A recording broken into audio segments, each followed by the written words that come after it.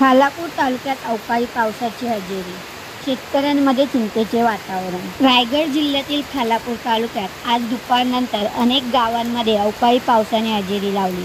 अचानक झालेल्या या पावसामुळे शेतकरी वर्गात चिंता पसरली असून उभ्या रब्बी पिकाचे नुकसान होण्याची भीती व्यक्त केली जात आहे।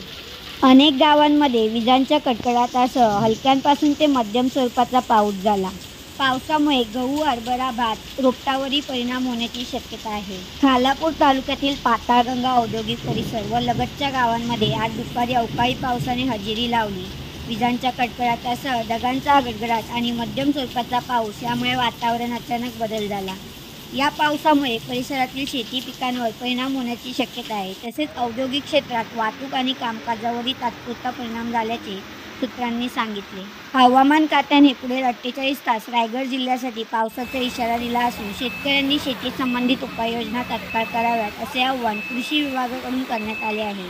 तसेच नागरिक आणि उद्योगधंदे चालकांनी योग्य ती काळजी घ्यावी असे आवाहन प्रशासनाकडून करण्यात आले आहे। अशा नवनवीन बातम्या पाहण्यासाठी नवे पर्व या चॅनलला लाईक, शेअर अँड सबस्क्राईब करा।